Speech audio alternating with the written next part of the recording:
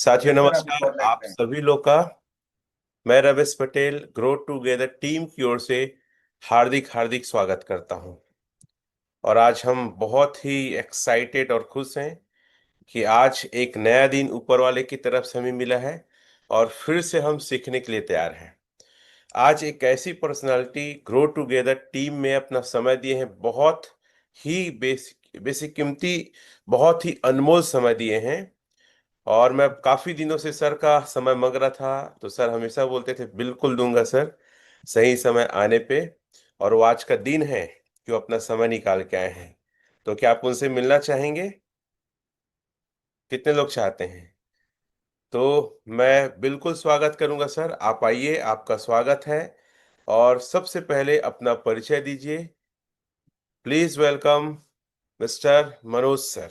एक बार जोरदार उनका स्वागत हो जाए। तो मनोज सर, आपका स्वागत है। Thank you so much sir.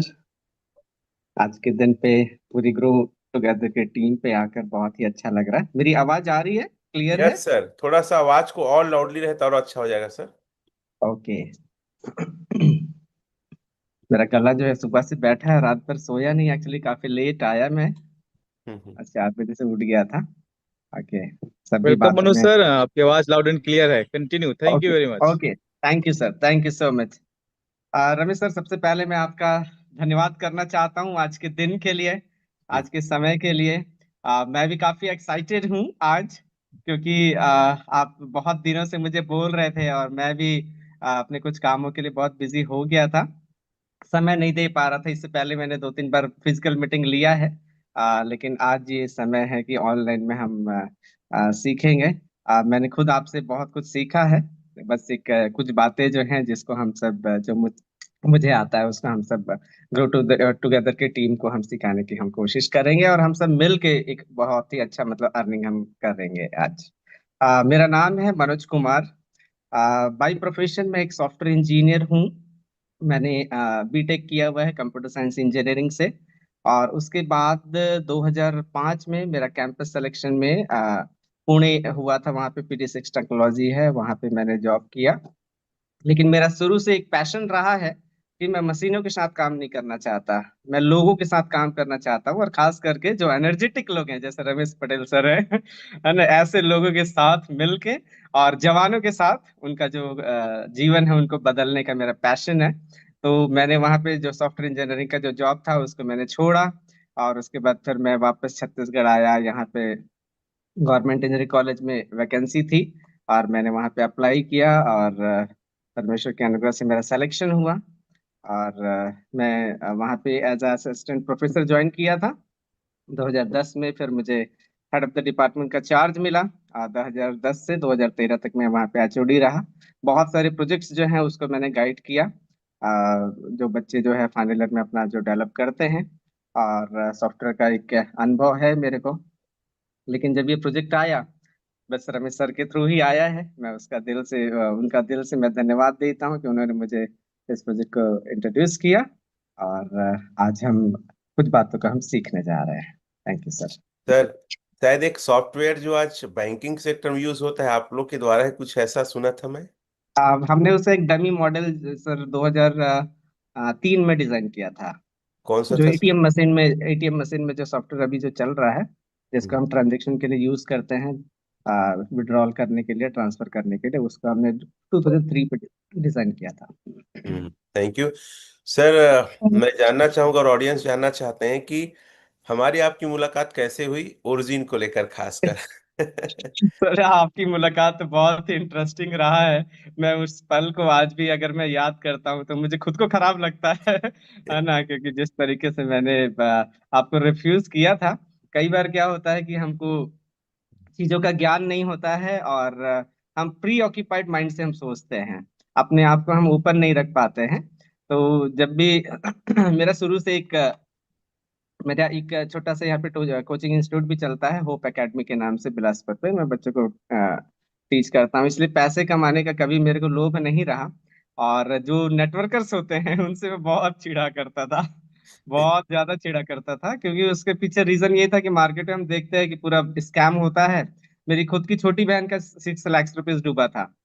एक मुद्रा करके कॉइन आई थी। बस पे 2 साल पहले उसने इन्वेस्ट किया था। तो इन सब बातों का था कि एक मार्केट में एक ओवरव्यू था। मतलब ज्ञान तो नहीं था, क्रिप्टो इंडस्ट्री में कभी एंटर नहीं करने की वजह से अज्ञानता मैं कह सकता हूँ, है ना। उसकी वजह से जब भी आपने मुझे इस प्रोजेक्ट को बताया तो मैंने रिफ्यूज किया था उसको, और स्ट्रांगली रिफ्यूज किया था। कैसे रिफ्यूज किए थे और क्या मूवमेंट था, थोड़ा सा बताएंगे? आ, सर, एक्चुअली क्या था कि आप मेरे को 3 बार ऑलरेडी अप्रोच कर चुके थे रजनी सिस्टर के थ्रू। और मैं रजनी सिस्टर का भी धन्यवाद करता हूँ कि आज उन्होंने मुझे इस प्रोजेक्ट को इंट्रोड्यूस किया। और उनकी वजह से भी, आप दोनों की वजह से मैं आज ग्रो कर पाया हूँ, है ना। तो परमेश्वर आप सभी को भी आशीष दे। लेकिन जब भी ये सब बातें होती थी तो 3 बार रिफ्यूज करने के बाद जब चौथी बार क्या हुआ था, हम्म। मैं 4 बजे क्लास ले रहा था। और उस समय फिर रजनी सिस्टर ने मेरे पास कॉल किया। और फिर बोली, भैया आप आ जाइए, बस 5 मिनट के लिए आ जाइए, रमेश सर जो है अपने सीनियर के साथ आए हुए हैं और कुछ बातों को बताएंगे, और बस एक बार प्लान सुन लीजिए। फिर मैं क्लास ले रहा था, मैंने उनको मना किया। लेकिन मना करने के बावजूद वो मुझे फोर्स करने लगी कि 5 मिनट के लिए आ जाइए। मैं फिर गुस्से में था एकदम से, और मैं मन में ये ठान के गया था कि आज तो मैं इनको सबक सिखा के रहूंगा, दोबारा मेरे को अप्रोच नहीं करेंगे। ऐसा मेरा एटीट्यूड था। वहां पे उनके घर पहुंचा, आप सभी बैठे हुए थे, मैं नहीं बैठा। जाके दरवाजे के पास ही खड़ा रहा। मैंने उनको बोला, सर मैं आपको बार बार मना कर चुका हूँ और इस प्रकार की प्रोजेक्ट्स में कभी भी मैं इंटर नहीं करता हूँ। और आप मेरे को बार बार क्यों बोल रहे हैं? लेकिन अगर आप बोल रहे हैं तो मेरे 3 क्वेश्चन का आंसर दीजिए। और उसके बाद फिर मैंने 3 क्वेश्चंस किया। वो ये था कि प्रोजेक्ट जो है कब तक चलेगा, इसकी गारंटी चाहिए। दूसरा, अगर मैं लगाता हूँ तो मेरे पैसे की क्या सिक्योरिटी रहेगी, ये दूसरा क्वेश्चन था। और तीसरा जो है, अगर हमको प्रॉफिट होगा तो उसका मैकेनिज्म क्या है, उसको सारी चीजें जो है वो कंट्रोल कैसे की जाएंगी। तो ये मेरे 3 क्वेश्चन थे, क्योंकि मार्केट में हम देखते हैं कि इतना लगाओ इतना मिलेगा, इतना लगाओ इतना मिलेगा, बस यही बताया जाता है। तो ये 3 मेजर क्वेश्चन थे। और उसके बाद फिर मैंने बोला, जिस दिन ये तीनों का आंसर आपको मिलेगा मेरे पास आइए, मैं ज्वाइन करूंगा। तो मैंने कहा कि सर आप इतने अच्छे व्यक्ति और पढ़े लिखे और कंप्यूटर में मास्टर है, तो आप खुद क्यों नहीं खोजते, क्यों यस, नहीं ढूंढते? यस, यस, यही बात आपकी मेरे को और अच्छी लगी कि मतलब मैंने ऐसा एटीट्यूड रखा, लेकिन फिर भी आप इतने नम्र हो के आपने मेरे को उस बात को बोला। और उसके बाद फिर मैंने आपको बोला कि ठीक है, फाइल सेंड करिए। और उसके बाद फिर मैंने अपने लेवल पे उसको रिसर्च किया। और रिसर्च करने के बाद जब मेरी फाइंडिंग रही कि क्रिप्टो इंडस्ट्री को लेके और खास करके ओरिजिन को लेके, तो फिर मेरा मन जो है वो बदल गया। और फिर मैंने आपको फिर फोन करके बोला कि सर आइए, आप इस पे अपन बात करेंगे। Thank you, thank you. इतना अच्छा फीडबैक आपका रहा सर उस समय। और साथियों, मनोज सर ना बहुत हम्बल और बहुत विनम्र व्यक्ति हैं, और चीजों को परख के देख के ही किसी चीज में एंट्री करते हैं, क्योंकि प्रभु का भय है और लोगों की मदद करना चाहते हैं। तो ऐसे कोई प्रोजेक्ट में ये पैसे किसी का नहीं लगवाना चाहते जहां पे इनकी इमेज को आ जाए। सबसे बड़ी बात, इमेज से बहुत डरते हैं। I am right sir? Yes sir. क्योंकि जिस फील्ड में है वहां बहुत केयर करना पड़ता है। और ऐसे व्यक्ति अगर ओरिजिन का हिस्सा है तो आप सोच सकते हैं ओरिजिन एक्चुअल में है क्या। सर मेरा थर्ड वन क्वेश्चन है कि ओरिजिन जो है वो किसने बनाया, कहाँ से आया और क्यों बनाया गया, इसके पीछे मॉरल या उद्देश्य क्या है, प्लीज डिफाइन करेंगे? जी। सर, जैसे कि मैं एक टीचर हूँ और बच्चों को मैं सिखाता हूँ, तो मेरा सबसे पहला क्वेश्चन यही रहता है कि जिस किसी भी चीज पे हम इंटर करें या जिस सब्जेक्ट को हम उसको पढ़ें, तो मैं उसका पर्पस को मैं जानने की कोशिश करता हूँ, है ना। क्योंकि जब तक हम, जैसे कोई भी सब्जेक्ट है, हम अगर मैथ्स ही पढ़ रहे हैं या कंप्यूटर ही पढ़ रहे हैं, तो उसका जो उसको किस लिए बनाया गया है ये अगर हमको नहीं समझ पे आएगा, नहीं समझ पाएंगे, तो हम उसको कभी भी उस प्रोजेक्ट को हम नहीं समझ पाएंगे। तो वैसे ही जैसे अभी आपका ये क्वेश्चन है कि ओरिजिन को किसने बनाया और कैसे जो है सारी चीजें हुई, है ना, इसका उद्देश्य क्या है। तो इसको अगर हम देखेंगे तो सर, जैसे इस पे फियरलेस कॉन्ट्रैक्ट है, उसको मैं ओपन कर रहा हूँ। और उसके बाद अपन देखते हैं। मैं उसे थोड़ी सी समझाने की कोशिश करता हूँ चीजों को। मेरा स्क्रीन शेयर हो पाएगा सर? नो, अभी नहीं दिख रहा है।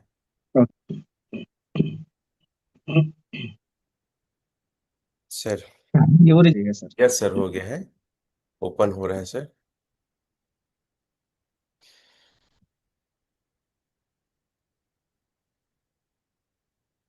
Yes sir. जाइएगा और नीचे। हाँ, और नीचे सर, और नीचे, और नीचे, नीचे, नीचे। वेट वेट सर, ऊपर दिखाइए मुझे। हाँ हाँ, ये ब्लैक वाली पेज सर, हाँ। यस। यहाँ पे इसको थोड़ा सा जूम आउट, हाँ ठीक है ना? ठीक है। यहाँ पे सर क्या हुआ था जॉन पैट्रिक नाम के एक व्यक्ति थे, और कैरी कैसडी नाम की एक सिस्टर थी। इन दोनों के बीच में 2010 पे कन्वर्सेशन हुआ था।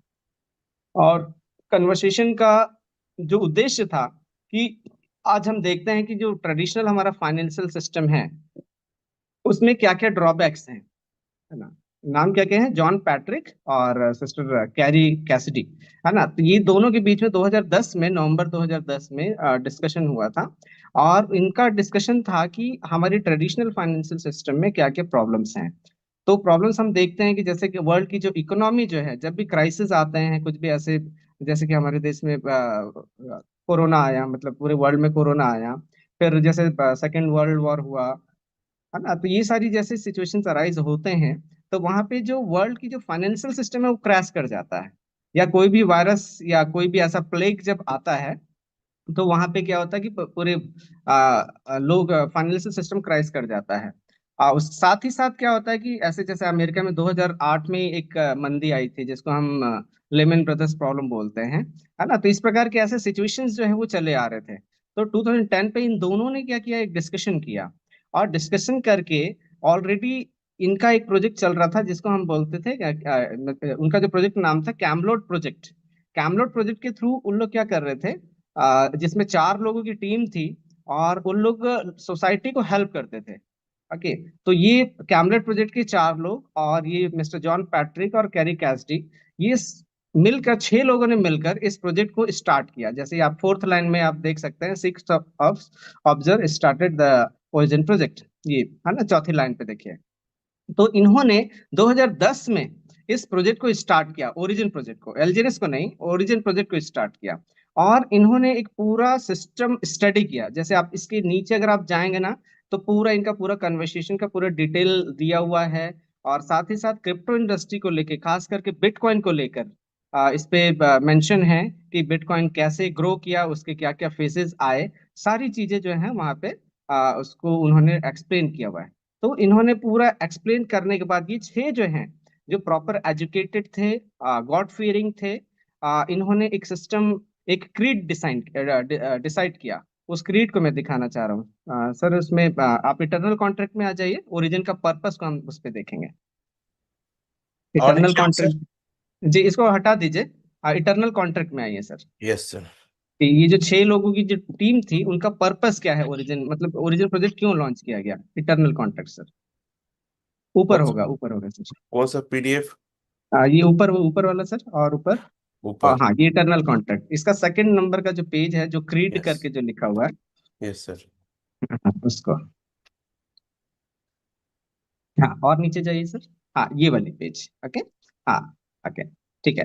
तो उन्होंने जो 6 लोग जो थे, ये नीचे जाइए सर थोड़ा सा, जो ओरिजिनल प्रेस्बिटेरियन चर्च है उसको मैं दिखा दूं। हाँ, तो ये जो 6 मेंबर्स थे, ये वर्ल्ड वाइड कम्युनिटी है ना, ये वर्ल्ड वाइड कम्युनिटी है ओरिजिन प्रेस्बिटेरियन चर्च। ये इंग्लैंड से स्टार्ट हुआ था, लेकिन अभी ओरिजिन जो है आपकी जो चाइना हो गया, हांगकांग हो गया, जापान हो गया, है ना, ये सारी जो कम्युनिटी मिलकर इस प्रोजेक्ट के ऊपर काफी वर्क किए।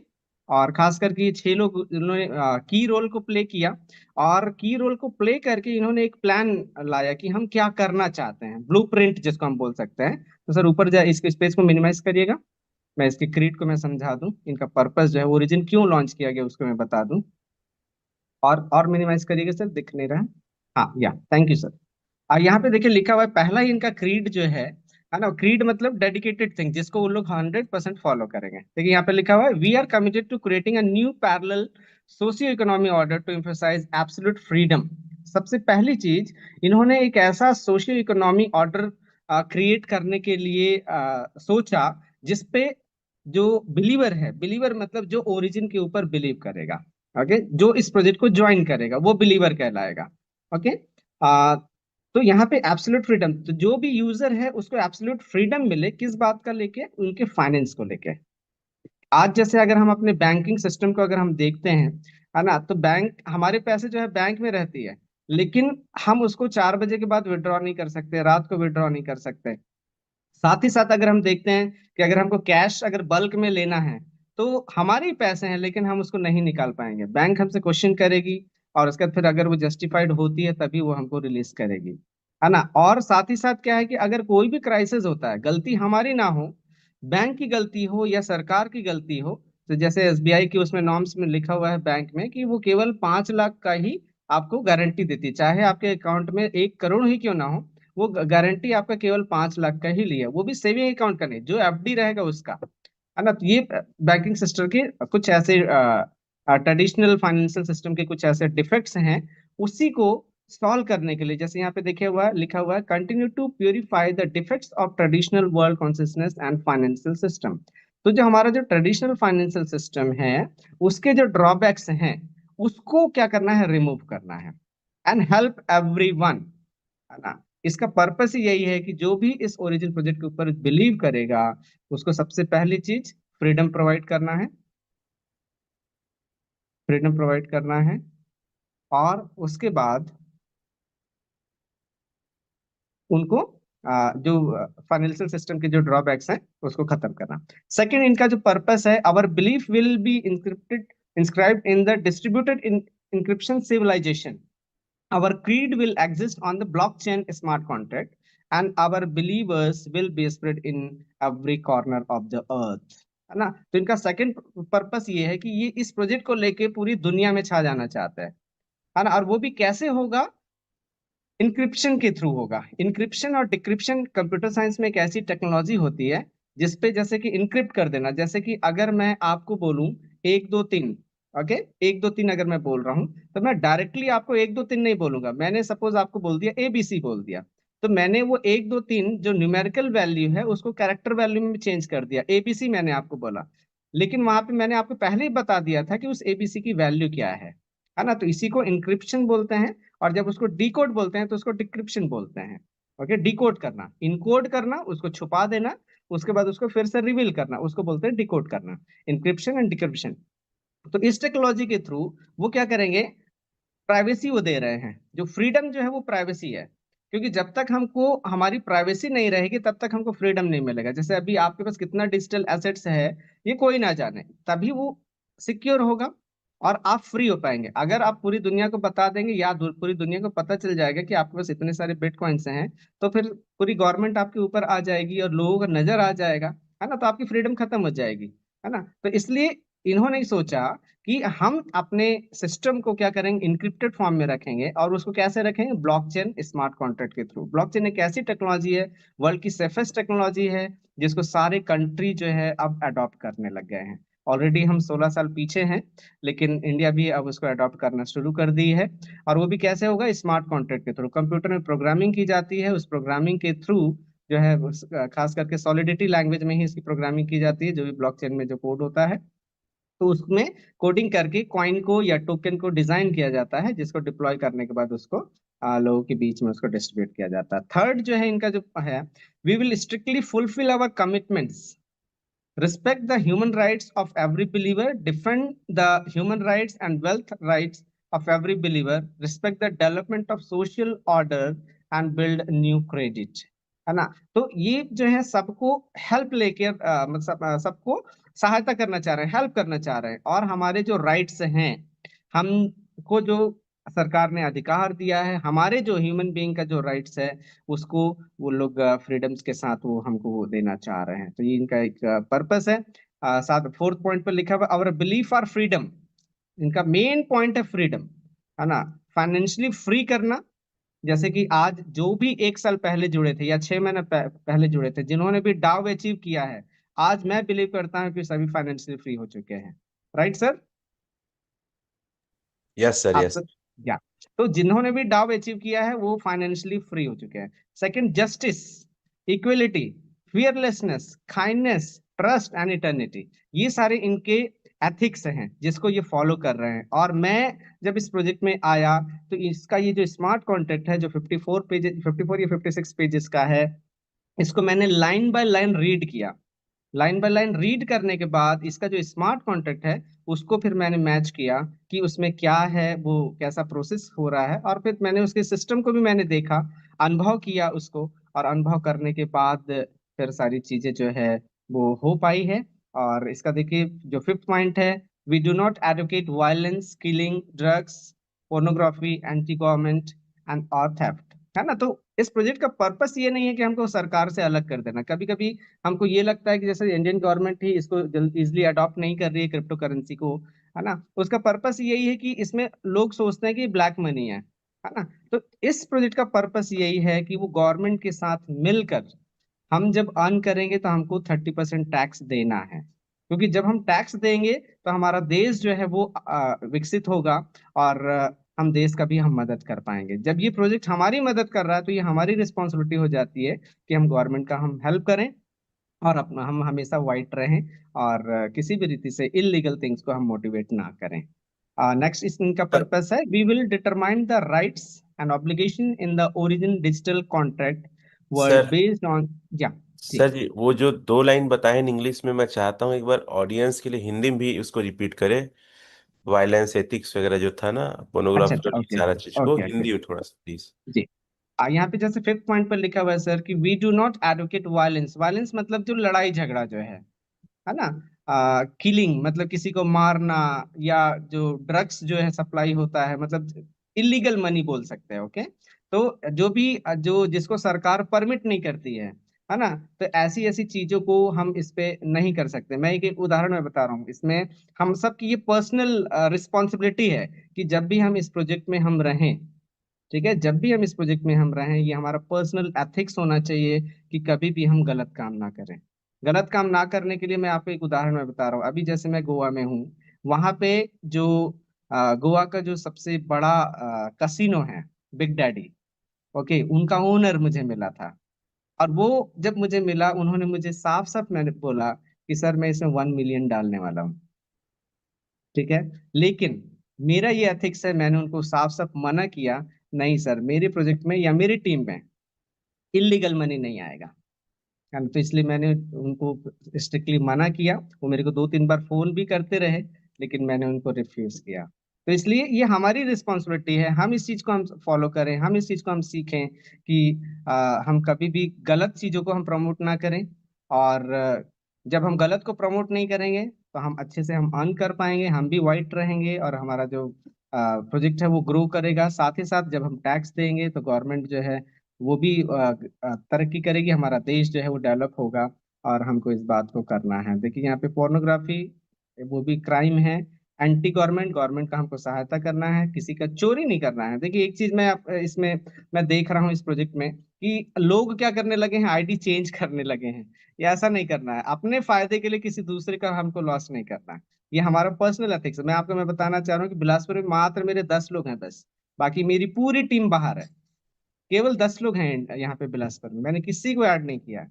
लेकिन क्या होता है, कई बार मिसअंडरस्टैंडिंग हो जाती है, तो इसलिए हम जो है इस पर्सनल अपने एथिक्स होने चाहिए कि हम किसी को नुकसान ना पहुंचाएं।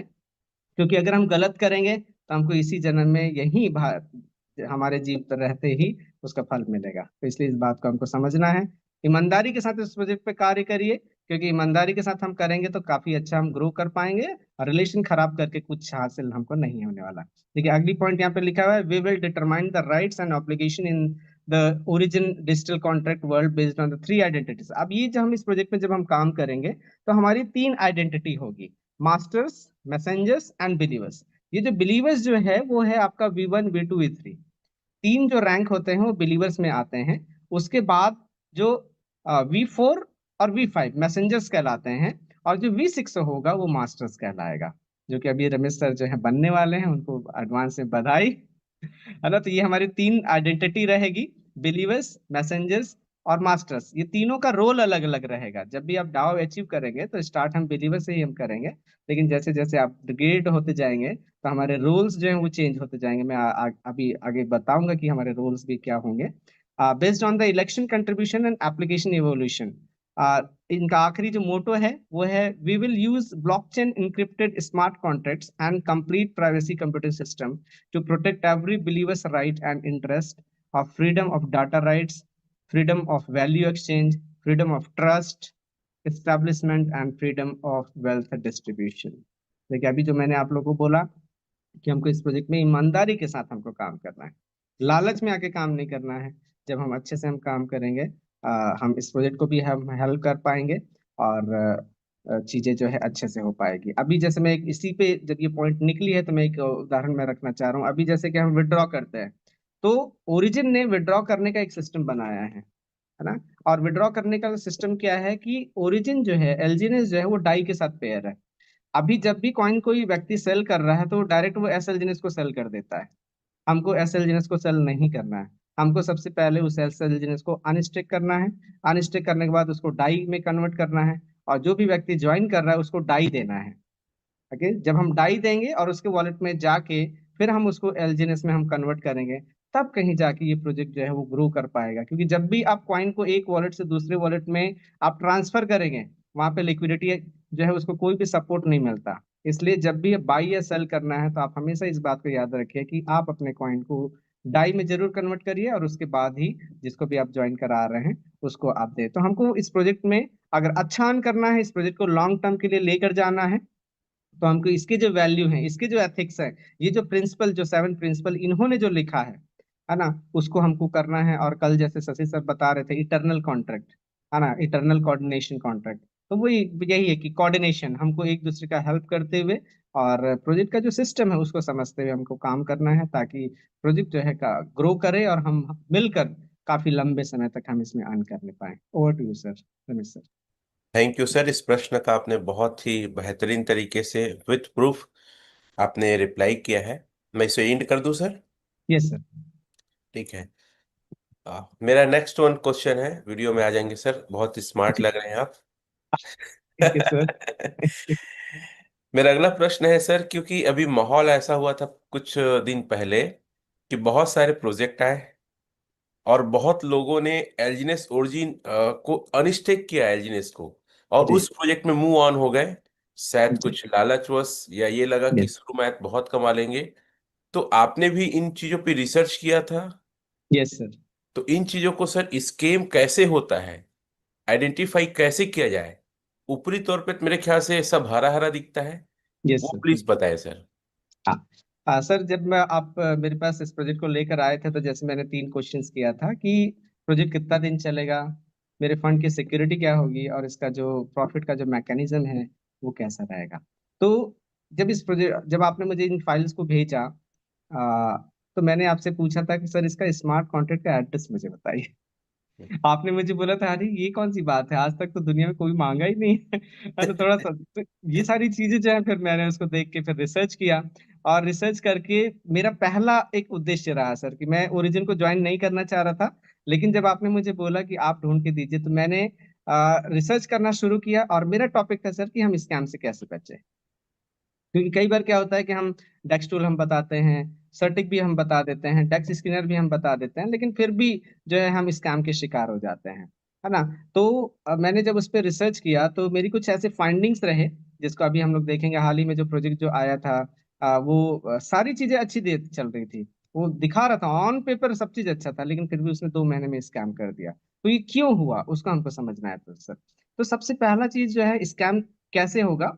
सर, वो जो आप एक फाइल जो सेंड किए थे ना पीडीएफ में, जो मैंने जो आपको भेजा था, मेरी जो फाइल है, एक बार ओपन करिएगा।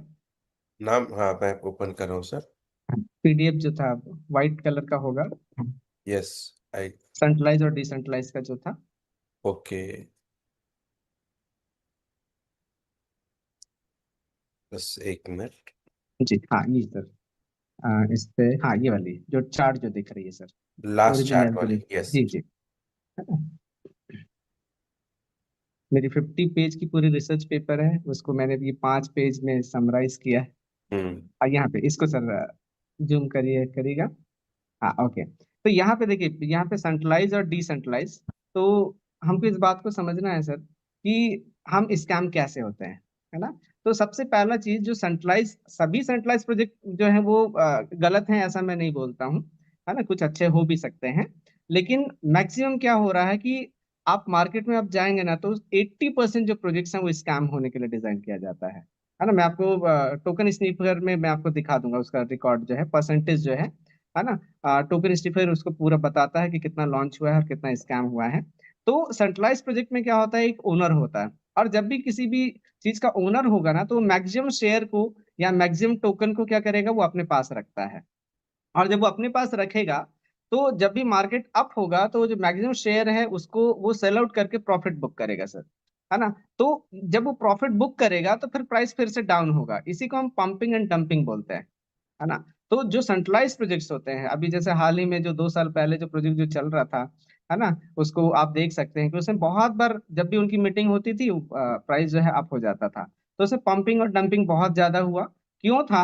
क्योंकि उसको जब हम चेक करेंगे, है ना, डेक्स टूल पे अगर हम उसके रिकॉर्ड को हम चेक करेंगे तो वहाँ पे सर्कुलेटिंग सप्लाई और टोटल सप्लाई जो है अलग अलग बताता है। देखिए मैंने वो पॉइंट भी लिख दिया है कि डिसेंट्रलाइज प्रोजेक्ट में उसको आप कैसे चेक करेंगे।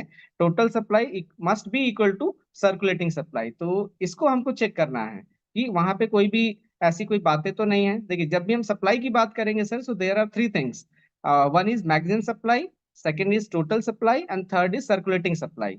सो we need to check total supply must be equal to circulating supply, total supply हमारा सर्कुलेटिंग सप्लाई के बराबर होना चाहिए। मैक्सिमम सप्लाई में अंतर है, जैसे बिटकॉइन को अगर हम देखेंगे तो बिटकॉइन जो है 21 मिलियन का उसका मैक्सिमम सप्लाई है, उससे ज्यादा वो नहीं हो सकता है ना। लेकिन मार्केट में कितना हुआ, सर्कुलेट हो रहा है, और अभी जनरेशन कितना हुआ है उसको हम चेक करेंगे।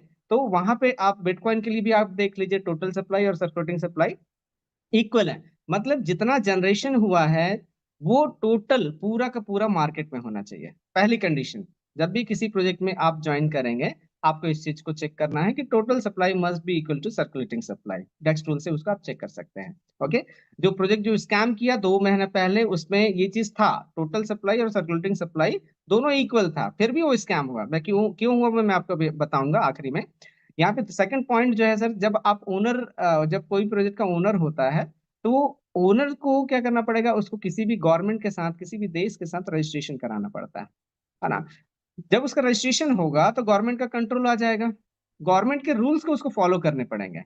ओके, जैसे कि अभी हम देखते हैं कि हाँ पिछले कुछ साल पहले जो है बैलेंस को इंडियन गवर्नमेंट ने ब्लॉक कर दिया था, उसको परमिशन नहीं दिया था, जैसे ही उसने एफआईओ रजिस्ट्रेशन कराया फिर से गवर्नमेंट ने उसको अलाउ किया। ओके, तो कोई भी प्रोजेक्ट जब आता है तो गवर्नमेंट का उसके ऊपर कंट्रोल रहता है, गवर्नमेंट का रूल्स होता है, उसको फॉलो करना है। अगर उसने रूल्स को फॉलो किया, वेल एंड गुड, अगर उसने फॉलो नहीं किया गवर्नमेंट उसको बैन करेगी।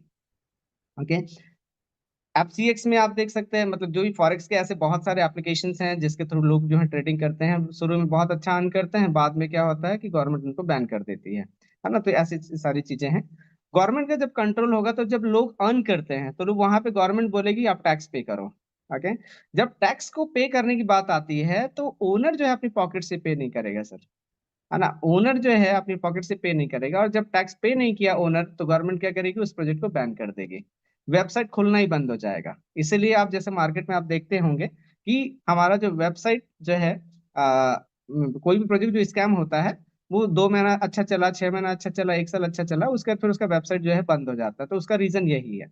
उसके बाद थर्ड क्या होगा कि अगर ओनर थोड़ा बहुत भी ठीक होगा, है ना, वो सोचेगा कि मुझे चलो इस प्रोजेक्ट को लॉन्ग रन के लिए लेके जाना है, तो वो क्या करेगा, टैक्स को पे करने की कोशिश करेगा, लेकिन वो अपने शेयर से नहीं करेगा, वो जो 40% जो शेयर मार्केट में है उसको वो होल्ड कर देगा, है ना। इसीलिए जितने भी सेंट्रलाइज प्रोजेक्ट होते हैं उसमें विड्रॉल बटन होता है, तो वो क्या करेगा, आपकी विड्रॉल को रोक देगा। आपके कॉइन आपको दिखेंगे ऐप में, ऐप भी खुलेगा लेकिन आप उसको विड्रॉ नहीं कर पाएंगे, है ना। वो 6 महीना, 1 साल, 2 साल हो गया, हो सकता है 3 साल, मतलब वो किस्मत की बात है। अगर उसने ओपन कर दिया विड्रॉल तब तो वेल एंड गुड, अदरवाइज वो प्रोजेक्ट जो है वैसे ही उसी हालत में वो फिर खत्म हो जाता है। चौथा तरीका है सर, मनी डिस्ट्रीब्यूशन। जैसे मैक्सिमम जो एमएलएम प्रोजेक्ट्स होते हैं उसमें मनी डिस्ट्रीब्यूशन होता है, मतलब जब आपको क्या कंपलसरी रखा जाता है कि आपको इतने लोगों को ऐड करना है, और इतने लोगों को अगर आप ऐड नहीं करते हैं तो आप उस पर इनकम या विड्रॉ नहीं कर सकते हैं, आपका कॉइन आता रहेगा लेकिन आप उसको विड्रॉ नहीं कर सकते, ऐसे कंडीशंस होते हैं। और साथ ही साथ उसमें क्या होता है, एक मैचिंग इनकम होता है, एक लेवल इनकम होता है ना। तो क्वेश्चन वहां पे ये उठती है कि नीचे वाले को जैसे हमने ज्वाइन कराया और उसको प्रॉफिट ही नहीं हुआ है बिल्कुल भी, लेकिन फिर भी अपलाइन को 10% मिल गया। साथ ही साथ उसने अगर लेन मेंटेन किया है तो मैचिंग इनकम के नाम से 5% मिल गया। तो जब नीचे वाले को डाउनलाइन को एक भी रुपए का फायदा नहीं हुआ है और अपलाइन को तुरंत पैसे मिल जा रहे हैं, इसका मतलब क्या है? मनी डिस्ट्रीब्यूशन हो रहा है, आप ही के फंड जो है वो हो रहे हैं, डिस्ट्रीब्यूट हो रहे हैं। तो इस केस में जिस दिन इनपुट कम होगा आउटपुट ज्यादा होगा, प्रोजेक्ट जो है वो क्रैश कर जाएगा और वो सर्वाइव नहीं कर पाएगा। नेक्स्ट जो स्कैम करने के जो तरीके हैं वो है केवाईसी। जब भी आपकी केवाईसी मांगी जाती है तो आपका पूरा का पूरा रिकॉर्ड उनके पास रहता है सर। और अगर आप उसके रूल्स को फॉलो नहीं किए, मान लीजिए आप बहुत बड़े लीडर हो गए, है ना, किसी भी चीज को आपने प्रोजेक्ट में ज्वाइन किया और उसके बाद फिर क्या है, हम उसमें लीडरशिप में आ गए। लीडरशिप में आने के बाद जब हम उसके नॉर्म्स को अगर हम फॉलो नहीं करेंगे तो जो ओनर है वो क्या करेगा, हमारी आईडी को ब्लॉक कर देगा, है ना। तो ये केवाईसी करने का सबसे बड़ा नुकसान है। साथ ही साथ क्या है, रिन्यूअल भी रहता है। वो प्रोजेक्ट जो है 6 महीने में, 1 साल में आपको रिन्यू कराना है। ज्वाइनिंग, इस बात को बहुत ही खास रीति से आप सभी को समझना है कि किसी भी प्रोजेक्ट में अगर ज्वाइनिंग अमाउंट है उस प्रोजेक्ट में कभी ज्वाइन मत करिएगा। क्यों ज्वाइन नहीं करना है? क्योंकि सर मैं आपको बताना चाह रहा हूँ आप सभी को कि क्रिप्टो क्यों लॉन्च किया गया। क्रिप्टो को लॉन्च करने के पीछे एक ही उद्देश्य है सर, डिसेंट्रलाइजेशन और होल सोल कंट्रोल हमारा होना है ना। तो एक लाइन, एक स्लोगन है, मैं अपनी पूरी टीम को मैंने इसको सिखाया है और मैं जहां भी जाता हूँ उस टीम को उस बात को मैं जरूर बोलता हूँ। क्रिप्टो का मतलब होता है माई मनी माई कंट्रोल। एक लाइन में आप किसी भी प्रोजेक्ट को आप आइडेंटिफाई कर सकते हैं। माई मनी माई कंट्रोल जहां पे नहीं है उस प्रोजेक्ट में कभी ज्वाइन मत करिएगा। तो पैकेज अगर डिसाइड कर दिया गया है ना, आपको बोला जाता है कि आप 10,000 से ही ज्वाइन करो, 5,000 से ही ज्वाइन करो, 1 लाख से ही ज्वाइन करो, उससे नीचे आप नहीं कर सकते, है ना। तो ऐसे प्रोजेक्ट्स को हमको कभी भी ज्वाइन नहीं करना है। जैसे एक एग्जांपल अभी मैं दूं तो एलजीनेस जो है उसको आप 100 रुपए का भी बाई कर सकते हैं बिटकॉइन की तरह। इसमें कोई भी पैकेज नहीं है, हमारे पास जितना फंड है, हमारे पास अगर 1 लाख है 1 लाख हम डालेंगे, 10 लाख है 10 लाख हम डालेंगे। साथ ही साथ आखिरी पॉइंट है यहाँ पे, नो ओपन सोर्स, है ना। जो कोडिंग जो है उनके जो एजेंडा जो है वो ओपन नहीं रहते हैं, है ना। तो ये सारी जो पॉइंट्स है ना, अभी आप एक प्रोजेक्ट जो 2 महीना पहले आया था उसमें सारे पॉइंट्स उसे फुलफिल हो रहे थे। इसके साथ ही साथ आपको एक टेक्निकल पर्सन की जरूरत पड़ेगी। जब भी आप किसी प्रोजेक्ट में ज्वाइन करें, एक टेक्निकल पर्सन से आप उसको वेरीफाई करवाएं, क्योंकि जो सॉफ्टवेयर इंजीनियर होंगे, जो टेक्निकली नॉलेज रखते होंगे, वो बाकी के जो पॉइंट्स है उसको चेक कर पाएंगे। सबसे पहला जो पॉइंट है, इन 8 के अलावा किसी भी प्रोजेक्ट में हमको ज्वाइन करना है तो उसका यूज केस, उस टोकन का हो या कॉइन का हो, यूज केस आपको समझना है कि उसको लॉन्च क्यों किया गया, उसका पर्पस क्या है। ओके, जैसे अभी मैंने ओरिजिन को लेकर, एल्जेनिस को लेकर यूज केसेस को उसके क्रीड में मैंने पूरा समझाया, वो जो 7 पॉइंट्स थे यूज केस की, वो करना क्या चाह रहा है, उसकी जो प्लानिंग क्या है, फ्यूचर प्लानिंग क्या है ना, कैसे मूव करेगा।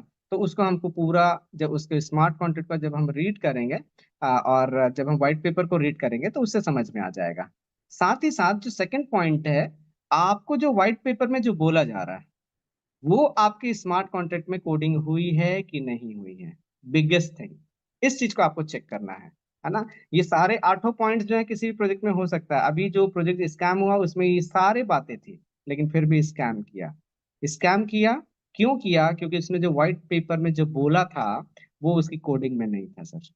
जब ये प्रोजेक्ट मेरे पास आया मैंने उसको 2 मिनट में ही उसको आइडेंटिफाई किया कि इसका व्हाइट पेपर जो कह रहा है वो कोडिंग नहीं है।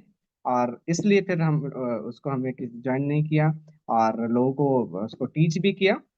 और जिन्होंने हमारी बात को माना, हमारी ग्रो टू द टीम की बातों को माना, वो सब बच गए। और जिन्होंने नहीं माना, मेरी टीम से भी कुछ लोग थे जो गए और आज सभी जो है पछता रहे हैं कि हमने सर की बात को क्यों नहीं माना। तो ये है हमको स्कैम से बचने का तरीका। सिर्फ एक ही लाइन याद करिएगा सर, आप सभी को मैं बोल रहा हूँ कि माई मनी माई कंट्रोल। एक लाइन इसको याद कर लीजिए, जिसपे माई मनी माई कंट्रोल नहीं है उसको कभी ज्वाइन मत करिएगा। अभी जो प्रोजेक्ट जो स्कैम हुआ उस पे मैंने विड्रॉ करके भी देखा, जिन्होंने जो ज्वाइन किया हुआ था, जब चेक करने की जब बारी आई वो मेरे पास आए, मैंने उनको बोला ठीक है सर आप विड्रॉ करके बताइए। तो वहां पे क्या हो रहा था कि जो उनका जो कॉइन का जो नाम था, मैं नाम लेना नहीं चाह रहा हूँ क्योंकि पब्लिक प्लेटफॉर्म है।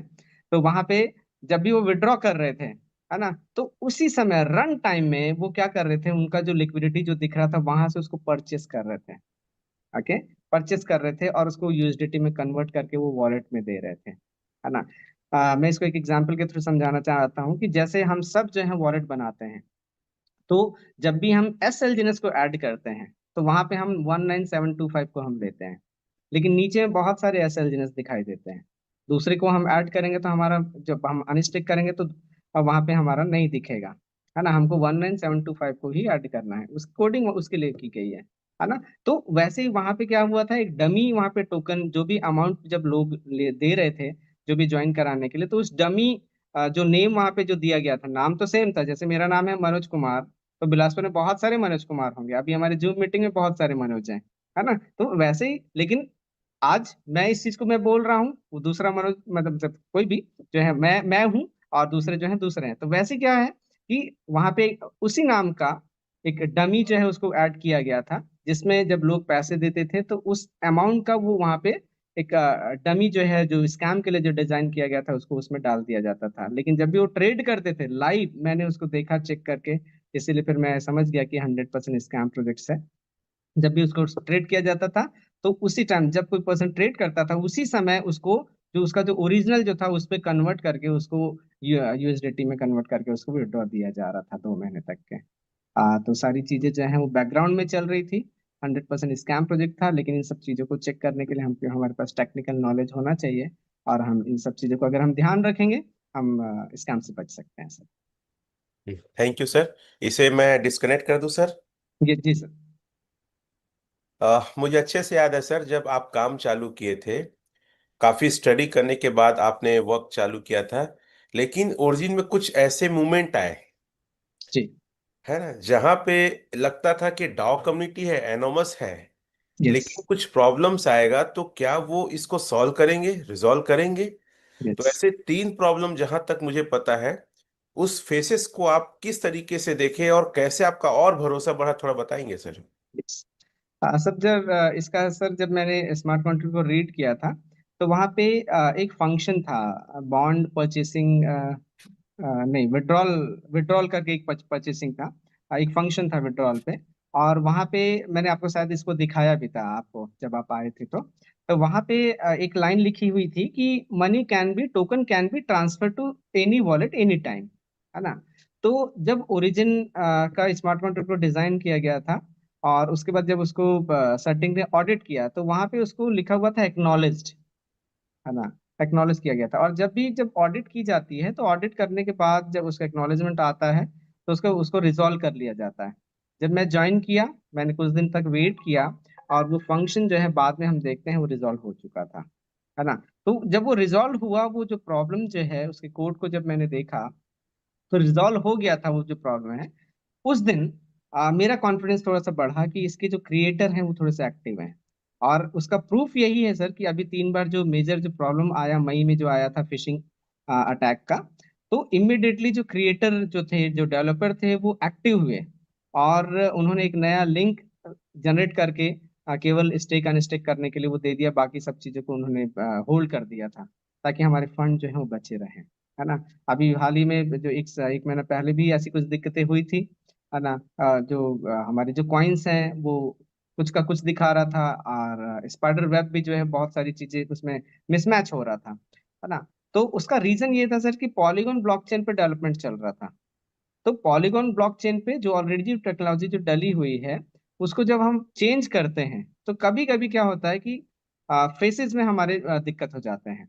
और अभी जैसे मैं सुबह उठकर मैं इसको काउंट कर रहा था कि हमारे जो स्मार्ट कॉन्ट्रैक्ट जो हैं, अभी तक I think 52 smart contract deploy हो चुके हैं 137 में से। तो अभी ये फेसेस जो हैं अभी आने बाकी हैं, है ना। सर्टिक को एक बार ओपन कर, मैं एक बार ट्राई करूं सर, मेरा स्क्रीन या शेयर हो रहा है क्या? ट्राई करेंगे सर। कितना ओके। स्मार्ट कॉन्ट्रैक्ट डिप्लॉय हो गया सर, योर अकाउंट? अभी 52 सर। चैट बॉक्स में हम लिखेंगे 137 में 52 स्मार्ट कॉन्ट्रैक्ट डिप्लॉय हो गया है अभी तक इस प्रोजेक्ट में। ऑप्शन ही नहीं आ रहा है शेयर का। सर्टिक ओपन करो सर, आई शेयर दैट, एक सेकंड। I you try. एक second, the permission allow an app show things. रुकिए एक सेकंड, मैं इसको ऐप को ओपन करता हूँ जूम में।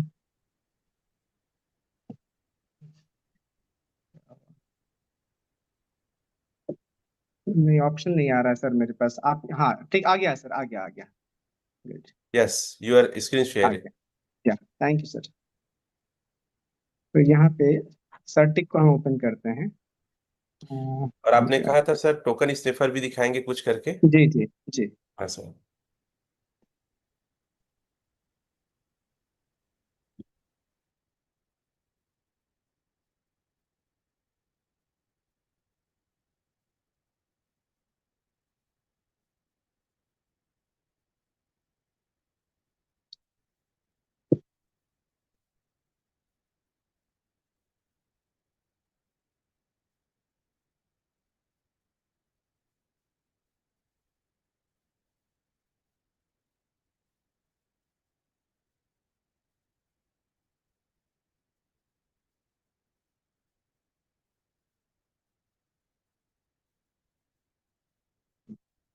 तो यहाँ पे सर इसका जो एज जो है ना, मैं कौन सी बात को बोलना चाह रहा था सर, मेरे दिमाग से वाइट ऑफ हो गया।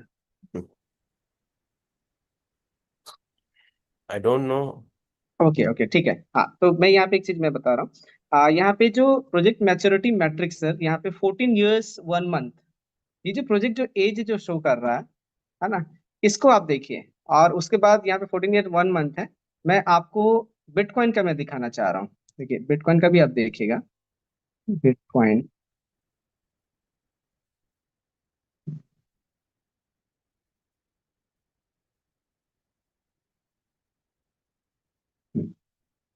तो यहाँ पे देखिए सर, 14 years 10 months, क्योंकि इस बात को हमको समझना है सर। मैच्योरिटी इंडिकेटर यहाँ पे हाई है, वेल डेवलप्ड। ओके, क्योंकि अब बिटकॉइन में कोई भी अदर स्मार्ट कॉन्ट्रैक्ट नहीं आने। हाँ, मुझे याद आ गया मैं क्या बताने वाला था। ओके, तो यहाँ पे सर देखिए, बिटकॉइन में अब कोई भी डेवलपमेंट नहीं है, वो जितना डेवलप होना था वो हो गया। इसलिए यहाँ पे वेल डेवलप्ड दिखा रहा है। और प्रोजेक्ट का एज जो है 14 years 10 months यहाँ पे शो कर रहा है। हमारा जो ओरिजिन है, LGNS जो है, वो कितना शो कर रहा है देखिए, 14 years 1 month। तो बिटकॉइन इतना पुराना है, फिर भी उसको 14 साल 10 महीने का टाइम शो कर रहा है। और यहाँ पर 14 साल 1 महीना शो कर रहा है। और यहाँ पे मैच्योरिटी इंडिकेटर में मीडियम है, मॉडरेटली डेवलप्ड। क्यों है ऐसा? क्योंकि 137 में से ओनली 52 डिप्लॉय हुए हैं सर, ओनली 52, है ना। तो जब अब इसका फेसेस अभी आने बाकी हैं, इसलिए यहाँ पे मैच्योरिटी इंडिकेटर हाई नहीं है। और प्रोजेक्ट एज के बारे में आपको बताना चाह रहा हूँ कि प्रोजेक्ट एज एक ऐसा इंडिकेटर है जिसकी वैल्यू जितना ज्यादा होगा उतना ज्यादा प्रोजेक्ट जो है स्टेबल हो जाता है सर। तो बिटकॉइन की स्टेबिलिटी 14 years 10 month में शो कर रहा है। और हमारे ओरिजिन में, LGNS में, 14 years 1 month शो कर रहा है। तो आप कल्पना करिए कि हमारा ओरिजिन जो प्रोजेक्ट है वो कितना मैच्योर हो चुका है और कितना स्टेबिलिटी को पा चुका है ना। मैं आज सुबह इसका जो प्रमोशनल वीडियो है उसको भी मैं देख रहा था। और इसके जो पूरे जो व्हाइट पेपर है उसको भी मैं रीड कर रहा था। वहां पे सर, उस वीडियो में ही आप जैसे आप घर में आप देखेगा, या फिर अभी भी चाहें तो प्ले कर सकते हैं। वहां पे लिखा हुआ है कि जिस दिन हमारा प्रोजेक्ट जो है स्टेबल होगा, उसी दिन सेकंड फेज लॉन्च होगा। जब तक ओरिजिन का फर्स्ट फेज, रिक्रूटिंग फेज जिसको हम बोल रहे हैं, लॉन्च नहीं होगा, सॉरी, स्टेबल नहीं होगा, तब तक वो सेकंड फेज को लॉन्च नहीं कर सकता था। सेकंड फेज में हम इंटर ऑलरेडी कर चुके हैं। We have entered into second phase. It means our project is stable and this project is 14 years 1 month।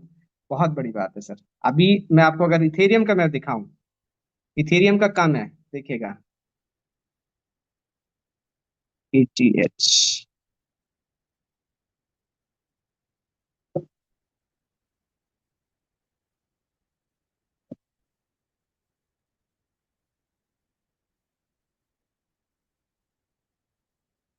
यहाँ पे देखिए सर, इथेरियम 11 साल 10 महीने।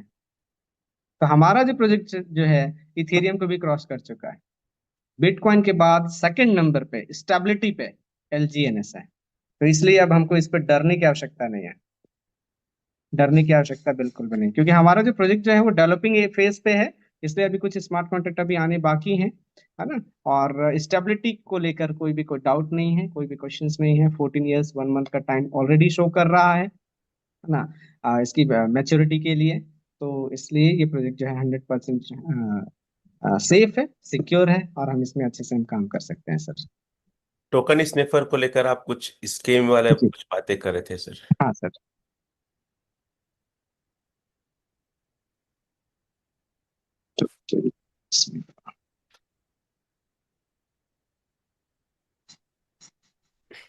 फिर एक मिनट, डोर में कोई आया है, 1 सेकेंड, मैं यह उनको बोलता हूँ।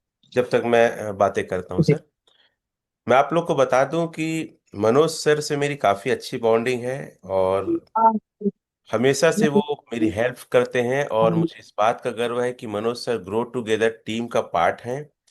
और मैं लगभग 4 महीने से सर को रिक्वेस्ट कर रहा था, सर जूम में आके टाइम दीजिए, क्योंकि सर काफ़ी ज़्यादा डीप में स्टडी करते हैं।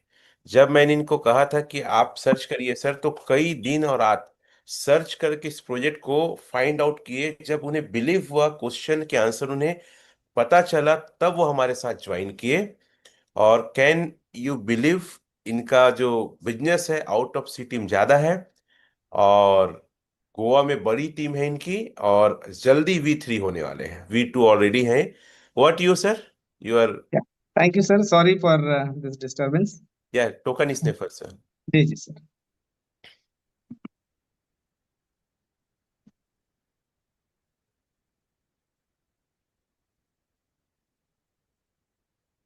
मैं एड्रेस कॉपी कर रहा हूँ सर।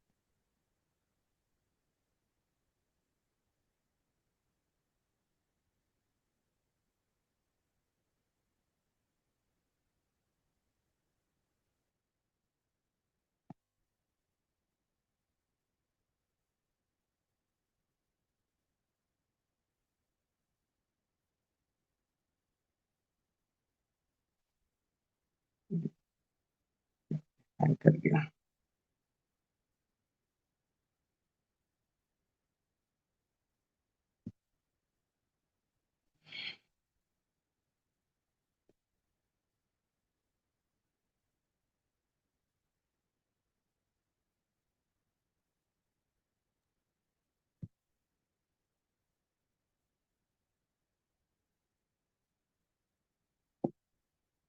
सर मेरी स्क्रीन दिख रही है सर?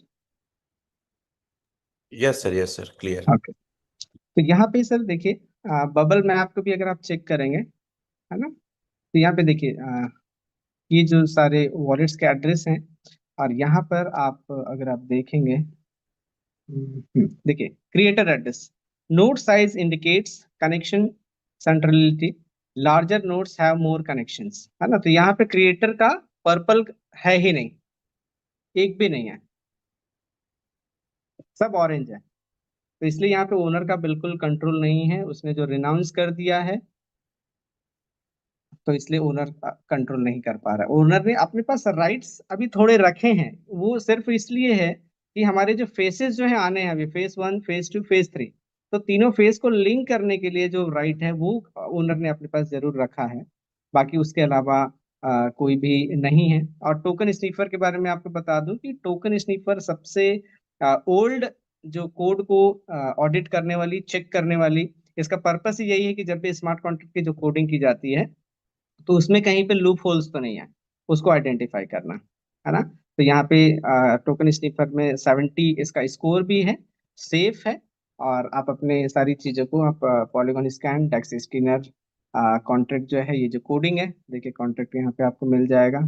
ये सारी, ये पूरा कोड है, इसमें डिफरेंट फंक्शंस हैं जिसको आप अ, अगर प्रोग्रामिंग अगर आपको आती है तो आप उसको स्टडी कर सकते हैं। और इसकी जो पॉइंट्स हैं टोकन स्नीफर में, आप देखिए, है ना, verified contract source, ownership renounced, और source does not contain an owner contract, मैंने अभी आपको वहां पे पर्पल उसमें ग्राफ में दिखाया।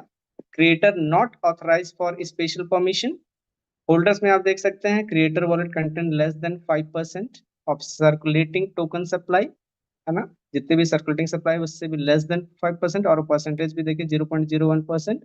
All other holder possess less than 5% circulating token supply, है ना। तो ये सारे जो है आप उसको चेक कर सकते हैं। यहाँ पे देखिए top 10 holders possess less than 70% of circulating token supply, है ना। तो ये भी, ये टॉप 10 जो होल्डर्स हैं वो स्मार्ट कॉन्ट्रैक्ट के एड्रेसेस हैं, है ना, तो इसलिए उसमें भी हमको डरने की जरूरत नहीं है। तो ये सारी चीजें सिमिलर लॉन्च किए गए हैं। इसको आप थोड़ा सा केयरफुल रहिएगा। एलजीनेस जैसे आप सर्च करने जाते हैं तो बहुत सारे आपको एलजीनेस दिख जाएंगे, स्कैम करने के लिए उसको डिजाइन किए जाते हैं, है ना। तो ये सारे जो एड्रेसेस हैं उसको कभी भी आप टच मत करिएगा, और हमको सेफ रहना है सर।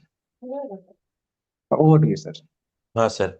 सर, जब आप इस प्रोजेक्ट को चेक कर रहे थे तो आपने कहा था कि सॉलिडिटी लैंग्वेज जी। को स्टडी करना जरूरी है, क्योंकि स्मार्ट कॉन्ट्रैक्ट तो दिखाता है लेकिन उसमें लूप क्या है पता चलता है। तो क्या आपने सॉलिडिटी लैंग्वेज पढ़ा था सर, स्टडी किया था? वो थोड़ा सा इसके बारे में आप बताएंगे। हाँ सर, मैंने जैसे बोला कि जब भी हम किसी प्रोजेक्ट को हम ज्वाइन करें, तो जो व्हाइट पेपर और जो कोड किया गया है उसमें मैच हो रहा है कि नहीं हो रहा है।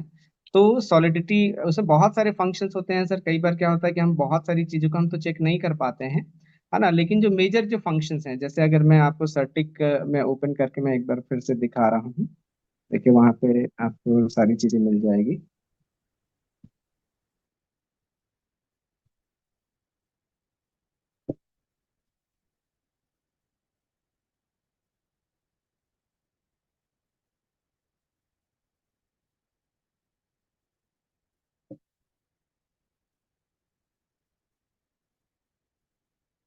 तो यहाँ पे देखिए अवेकिन है, ये हमारा सेकंड फेज का है जो कोड ऑडिट हुआ है। ओरिजिन को आप टैप करेंगे तो आपको फर्स्ट फेज में आ जाएंगे। आप यहाँ पे व्यू पीडीएफ, तो इस पीडीएफ को आप ओपन करेंगे। जितने सोर्स कोड अवेलेबल होते हैं उसको हम जरूर थोड़ा सा स्टडी कर पाते हैं। जैसे कल शशि सर भी उस कोड को दिखा रहे थे, तो पिछले 2 दिन तक शशि सर ने बहुत अच्छी जानकारी को दिया। मैं उनका तहे दिल से मैं धन्यवाद करता हूँ। उनसे काफी चीज मैंने भी सीखा। तो यहाँ पे देखिए सारे फंक्शंस, इस पूरी फाइल को अगर आप रीड करेंगे तो आपको समझ में आ जाएगा सर। ये देखिए मैंने जो आपको वो जो बोला था ना, बॉन्ड डिपॉजिटरी डाई, है ना, जो प्रॉब्लम थी उस समय लॉजिकल इशू, देखिए रिजॉल्व कर दिया गया है ना। ये रिजॉल्व होने के बाद मैंने फिर उसमें ज्वाइन किया था। तो ये सारे फंक्शंस हैं सर। फंक्शंस मतलब क्या होता है कि जब हम किसी भी कार्य को करने के लिए कुछ पर्टिकुलर सेट ऑफ रूल्स या ऐसे टूल्स जो यूज करते हैं, है ना। तो जैसे कि यहाँ पे बॉन्ड डिपॉजिटरी है, डिपॉजिट करना है तो उसके लिए एक फंक्शन बना दिया गया है। जब उस फंक्शन को कॉल करेंगे तो वो प्रोसेस जो है एग्जीक्यूट होगा, है ना। तो ये सारी चीजें हैं। और यहाँ पे आपके फंक्शंस का ये देखिए, यहाँ पे इसको बोलते हैं डाटा फ्लो डायग्राम सर। जब भी प्रोग्रामिंग की जाती है तो ये जो डाटा फ्लो डायग्राम है, इसी से हमको पता चलता है कि कौन सा फंक्शन किससे लिंक है। ओके, कौन सा फंक्शन किससे लिंक है, ओनर क्या कर सकता है, और हमको क्या अथॉरिटी मिला है या फिर कोई भी फंक्शन के थ्रू, है ना। तो ये सारी चीजें देखिए यहाँ पे पूरा इसका डिस्क्रिप्शन भी है, तो आप इसको रीड कर सकते हैं। लैंग्वेज पे ये सारे पूरे डाटा डायग्राम्स हैं, है ना। तो इन सारी चीजों को फिर मैंने स्टडी किया, और स्टडी करने के बाद जितना मुझे नॉलेज है उसके अकॉर्डिंग फिर मैंने ये नीचे आप जब जाएंगे, अभी तक डाटा फ्लो डायग्राम ही चल रहा है। अ, ये सारे कोड है सर, है ना। तो इसको आप थोड़ा बहुत भी आप देख सकते हैं, और जो भी चीजें हैं आप अपने लेवल पे उसको चेक कर सकते हैं सर। तो इस पे मुझे ऐसा पर्सनली जब मैंने इसको देखा तो कोई प्रॉब्लम नहीं मिला, और उसकी वजह से फिर मैंने इस प्रोजेक्ट को ज्वाइन किया सर। ये अलग अलग फंक्शंस के कोड हैं जिसपे प्रॉब्लम्स थे, क्योंकि क्या है, ओरिजिन ने अपने सारे कोड को डिस्क्लोज नहीं किया है ना। क्योंकि अगर डिस्क्लोज करेगा तो फिर कॉपी हो जाएगा। तो इसलिए जितने हमारे पास कोड अवेलेबल है उसका फंक्शन से हम उसको चेक करके क्या है उसका हम देख सकते हैं कि उसका सोल्यूशन क्या है सर। तो ये सारी चीजें स्टडी करने के बाद ही मैं इस प्रोजेक्ट पे एंटर किया sir. Thank over you to you sir. Sir. Thank you. एक प्रश्न है सर कि जो ओरिजिन है, जी। अभी जैसे हम पहले फेस में हैं, तो इसका भविष्य क्या है? और जो 3 फेसेस हैं, उन जी। तीनों फेसेस को लेकर आपका विचार, आपका इस स्टडी में क्या आपने पाया, प्लीज रखेंगे सर। जी। सर जैसे कि इस प्रोजेक्ट में टोटल 137 स्मार्ट कॉन्ट्रैक्ट्स हैं, और स्टार्टिंग से ही इसको 3 फेजेस में डिजाइन किया जा रहा है। ओरिजिन जो है वो स्टेप नंबर 1 है। एलजीनेस जो है रिक्रूटिंग फेज, जिसको हम बोलेंगे फेज 1। फेज 1 पे जो हमारी जो कम्युनिटी है ना, उसको बिल्डअप करना है। मतलब जितने भी लोग जो जैसे बिलीवर्स हम जैसे बोल रहे हैं, है ना। तो जो जब हम मार्केट में हम जाएंगे तो मार्केट में हम जाएंगे, प्रोजेक्ट्स को बताएंगे, तो जो उस प्रोजेक्ट के ऊपर बिलीव करेगा वो बिलीवर कहलाएगा। ओके। तो जब एक बार कम्युनिटी सेट हो गई, उसके बाद जब प्रोजेक्ट स्टेबल हो गया, तो उन्होंने सेकंड फेज को लॉन्च करने का कमिटमेंट किया हुआ था, जिसको उन्होंने फुलफिल किया सर, है ना। इसीलिए लिक्विडिटी बहुत हाई हुई है। तो सेकंड फेज में अभी जैसे हम उसको देखेंगे, मैं आपको एक चीज में दिखाना चाह रहा हूँ। सर हाँ, जी। ठीक ठीक, कंटिन्यू। जी। सेकंड फेज के लिए मैं आपको दिखाना चाह रहा हूँ एक चीज, कहाँ पे है क्वेश्चन आंसर। ये हिंदी वर्जन भी है, मैं हिंदी इसी में ओपन कर देता हूँ।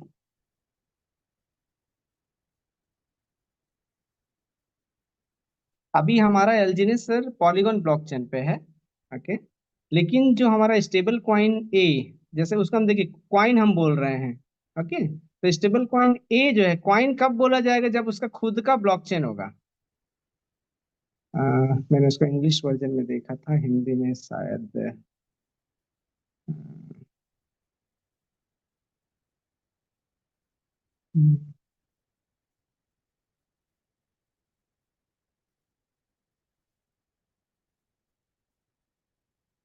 बाइबिल आगे।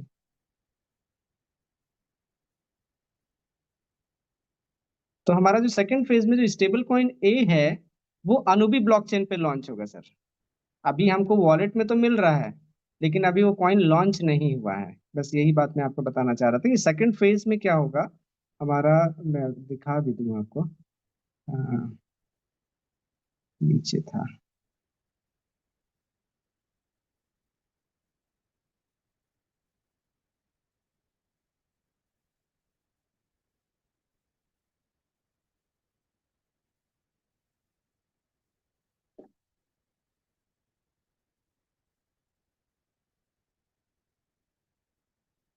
ये सारे हिंदी में आपने डिजाइन किया है सर? ये लोगों को समझाने के लिए सर जरूरी है। हम्म। मुझे याद है शुरू में आपने काफी मेहनत किया था इसके प्लान को डिजाइन, और आप जो जी। फोल्डर का देखते हैं प्रारूप, उसका पृष्ठभूमि और न्यू सर ने ही रखा था।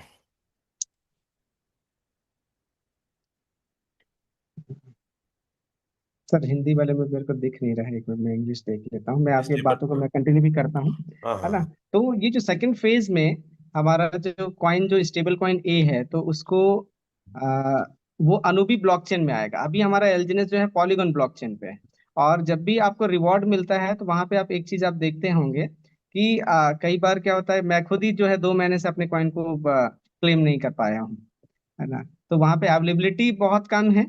और अवेलेबिलिटी कम होने के बाद उस नीचे में आप जाएंगे ना, तो वहां पे stable coin A will be available for manual collection once the A will be launched, ऐसा एक मैसेज आता है ना। तो अभी हमारा यहाँ पे देखिए sir, algorithmic non stable currency एलजीएनएस, है ना। तो यहाँ पे पब्लिक चेन क्या है, इथेरियम पे है। इथेरियम का जो सेकंड लेवल जो मैनेट है, वो है पॉलीगॉन। तो एलजीएनएस जो है आपका इथेरियम का एक लेवल 2 मैनेट है, जिसको पॉलीगॉन बोल रहे हैं, उस पे लॉन्च हुआ है। लेकिन हमारा जो प्राइवेसी स्टेबल कॉइन ए, तो स्टेबल उसका नाम क्या रहेगा, स्टेबल कॉइन नेम रहेगा ए, लेकिन पब्लिक चेन अनुबी रहेगा, है ना। ये अनुबी। और ये थर्ड, इस पे क्या होगा, जब अनुबी ब्लॉकचेन जब लॉन्च होगा, उसके बाद स्टेबल कॉइन ए उस पे डिप्लॉय किया जाएगा। अब डिप्लॉय करने के बाद पूरे वर्ल्ड का जो फाइनेंशियल सिस्टम है, वो चेंज हो जाएगा। मैं आपको एक बात और ओरिजिन के बारे में बताऊं कि ओरिजिन को लॉन्च क्यों किया गया। इसका जो विजन है बहुत बड़ा है, जिसकी हम कल्पना भी नहीं कर सकते। हम जितना भी सोच रहे हैं ना, वो बहुत छोटा है ना। इनका उद्देश्य है डी डॉलराइजेशन, पहला, कि जो डॉलर का जो वर्चस्व है उसको खत्म करना। ओके। साथ ही साथ जैसे अभी इंडियन गवर्नमेंट में, जैसे अगर ये हमारी करेंसी है, हमारे नोट्स हैं, उसको कौन प्रिंट करता है? भारत सरकार प्रिंट करती है। हमारे पास अधिकार नहीं है। ओके। हमारे पास अधिकार नहीं है। ओरिजिन ने के मन में ये थॉट आया कि क्यों ना वो अधिकार हमको मिल जाए। ओके। तो फिजिकल करेंसी को तो हम प्रिंट नहीं कर सकते हैं, लेकिन डिजिटल करेंसी को जरूर हम प्रिंट कर सकते हैं। इसीलिए एलजीनेस की जो सप्लाई है उसको अनलिमिटेड रखी गई है ना। क्योंकि जब आपके पास एलजीनेस होगा, तभी आप स्टेबल कॉइन ए को आप मिंट कर पाएंगे। आपको स्टेबल कॉइन ए के लिए उसको बर्न करना पड़ेगा। और जब आपके पास स्टेबल कॉइन ए आ गया, मतलब क्या हो गया कि आप अपनी करेंसी को प्रिंट कर रहे हैं। आपको जितना करेंसी चाहिए, जितना स्टेबल कॉइन ए चाहिए, आप उसको अपने एलजीएनएस से बंद करके आप उसको बना लीजिए। जैसे अभी हमारे पास अगर 500 नोट चाहिए तो भारत सरकार उसको प्रिंट करती है और वहां से हम लेते हैं। लेकिन ओरिजिन जो है ये अधिकार हमको देना चाह रहा है कि हमारे पास जितना भी कॉइन हो वो उसका डिसीजन हमारा हो, और जैसे हमको नीड होती है तो हम उसको बर्न करके हम उसको जनरेट कर लें। और जनरेट करने के बाद जो है हम अपनी सारी चीजों को हम पूरा कर लें, क्योंकि जब स्टेबल कॉइन आएगा तो उसका प्राइस जो है फिक्स रहेगा, है ना। अभी एलजीएनएस का प्राइस जो है वेरी करता है। तो अभी जैसे कि हमने कार बुक किया सपोज, और उस दिन जो है $13 रहा, लेकिन जब हम जब पेमेंट करने के लिए जब हम जा रहे हैं तो उस दिन $10 हो गया, तो वैल्यू तो खत्म हो जाएगी। तो इसलिए वहां पे नॉन स्टेबल कॉइन से हम उसको पे नहीं कर पाएंगे, स्टेबल कॉइन से हम उसको पे कर पाएंगे। इसका मतलब यही है कि हमारे जो फिजिकल एसेट्स हैं उसको पे करने के लिए हम डिजिटल एसेट्स यूज करेंगे। और सेकंड फेज में स्टेबल कॉइन ए है। और जब थर्ड फेज जब आएगा तो थर्ड फेज में हमारा स्टेबल कॉइन ए के साथ एआई और जेके जो टेक्नोलॉजी है वो भी डेवलप हो जाएगा, इंक्लूड हो जाएगा। और वहाँ पे मेटावर्स के थ्रू हम क्या करेंगे, हमारे पास एक वर्चुअल एक वर्ल्ड होगा जिसमें हम अपने एसेट्स को हम परचेस कर पाएंगे और वहाँ पे फिर उसका हम आनंद ले पाएंगे। Over to you sir. Thank you sir. Screen share को ऑफ कर देंगे सर। जी। मुझे उम्मीद आशा है कि आप सभी लोग इन बातों को समझ रहे होंगे, और कुछ क्वेश्चन आंसर भी लेंगे सर। कम से कम 3 क्वेश्चन ले लेंगे, तो रेज योर हैंड कर लेंगे और जेन्युइन क्वेश्चन और जो आज की सेशन है उससे संबंधित करेंगे। एक लास्ट मेरे तरफ से क्वेश्चन है ओवरऑल ग्रो टुगेदर की तरफ से, कि ग्रो बिल्कुल। टुगेदर टीम या हमारी टीम के विषय में आपका क्या ओपिनियन, क्या राय है सर? हाँ सर, मैं इस टीम को बहुत बहुत धन्यवाद देता हूँ, है ना। कि ये जो टीम है पर्टिकुलरली, आपको मैं बोलूँ कि आपने इस टीम को खड़ा किया है ना। और जैसा इस प्रोजेक्ट का मोटो है, जो डेवलपर्स हैं उन्होंने रखा है कि लोगों की मदद करना, है ना। और अभी मैं आपको देखूं आपके नीचे 42 सर या 52? 45 डाव है सर। Okay, praise God. सो 45 डाव जो है अचीव करवाना आसान काम नहीं है सर, और वो भी 10 महीने के अंदर। ये बहुत बड़ी बात है ना। तो वो जो ग्रेस जो आपके ऊपर है, आप अपनी टीम को जो मदद कर रहे हैं, ग्रो टुगेदर टीम में सबको लेके चल रहे हैं, ये काबिले तारीफ है ना, काबिले तारीफ है। और इस टीम ने तो पूरी क्रिप्टो इंडस्ट्री को ही बदल दिया है ना। तो इसलिए मैं एक बात और मैं कह रहा हूँ कि जब मैं इस प्रोजेक्ट में आया था सर, तो इसके जो होल्डर्स जो थे ना, उसको मैं देख के मैं चौंक गया था। उस समय होल्डर्स की संख्या, अगर मैं गलत नहीं हूँ सर, तो उस समय 31,000 था ओनली। मैं 19 नवंबर को इस प्रोजेक्ट को ज्वाइन किया, 19 नवंबर को ज्वाइन किया, और उस समय 31,000, अगर मेरे को अगर ये ध्यान है तो 31,000 था। यस और अभी सर आपकी टीम की संख्या कितनी है वो बताइए सर। सर। 21,000 मेरी टीम की संख्या है, बोले तो मैं स्क्रीन जी। शेयर भी कर सकता हूँ। जी। तो देखिए, जब मैंने ज्वाइन किया था इस प्रोजेक्ट को 19 नवंबर 2024 को, तो 31,000 लोग थे इस प्रोजेक्ट पे, और आज 1.5 मिलियन हो चुका है। और अभी सर की जो टीम है उसका संख्या आप जान रहे हैं, है ना। तो इसलिए उस दिन जब मैंने ज्वाइन किया था 31,000 में, अभी सर ऑलमोस्ट पहुंच गए हैं वहां पर। तो हम अपनी ग्रो टुगेदर टीम के दम पे इस प्रोजेक्ट को संभाल सकते हैं, है ना। इस ग्रो टुगेदर की टीम के दम पे हम इस प्रोजेक्ट को लंबा ले जा सकते हैं। लेकिन कंडीशन वही है सर, जो मैंने आपको शुरुआत में मैंने बोला, कि इस बात को हमको हमारी पर्सनल एथिक्स हमको बनाने पड़ेंगे, कि जब भी आपको बाई और सेल करना है तो कॉइन को आप डाई में कन्वर्ट करिए, उसके बाद ही करिए। डायरेक्ट एसएलजीएस को ट्रांसफर बिल्कुल भी मत करिए। वॉलेट टू वॉलेट करेंगे तो इस प्रोजेक्ट को नुकसान होगा सर। हमको डाई के साथ ही उसको पेयर करके उसको सेल आउट करना है, तब ये प्रोजेक्ट जो है और स्टेबल होता जाएगा, और हम सब मिलके ग्रो करेंगे sir. One question, sir. This reply is question in only English. What your vision in this project and what is your dream? Sir, my dream is very big, my vision is very big, and the mission which I'm carrying, and I have already started. And my purpose is to support financially all weaker people, है ना। इसलिए मैं अभी इस project को all over world, all over India, and I want to take this project. और मेरा purpose है सर, अभी मेरी टीम में जितने भी लोग हैं, है ना, all are new people, all are new people, है ना। they don't have any knowledge about crypto, I'm going there, I'm teaching them, and I'm training them. And this is my heart desire that everyone should grow financially. Yeah. Sir, you are working how many time and hours in one day? Uh, Actually, sir, Friday, Saturday, Sunday, and Hmm. I don't work, and then Monday to Thursday, I work full time, sir, in this project. I think 14 hours you are working. Not that much, but yeah, 12 hours I can say. मैं बता दूं साथियों, बहुत hard work है। एक एक बजे, दो दो बजे रात तक बिजी रहते हैं, लोगों को प्लान दिखाते रहते हैं, फोन में समझाते रहते हैं। सर, आपका V3 कब तक पूरा हो रहा है? V3 बहुत जल्दी होने का है, सर। आई थिंक अगर मेरा टारगेट है 10 डेज में कंप्लीट करने का। 10 दिन में। Thank you. मेरे जो साथी हैं, जो को होस्ट हैं, वो कमांड लेंगे। रेज योर हैंड हो गए 3 को, आप मौका दीजिए, अनम्यूट कीजिए, और वो सर से, मनोज सर से क्वेश्चन करेंगे। जैसे देख रहे हैं, विनोद पटेल करके हैं, आप लोग सहयोग करिए। दिलीप सड़ियाल सर है, भीम सर हैं, तो आप लोग अनम्यूट करिए सर, ताकि उनके क्वेश्चंस को, 3 क्वेश्चन एटलीस्ट हम ले पाए। यस, विनोद पटेल सर, आप अनम्यूट है। अनम्यूट का ऑप्शन गया है, please unmute and sir, ask. Ramesh sir, एक क्वेश्चन मेरा है पब्लिक की तरफ से। करिए।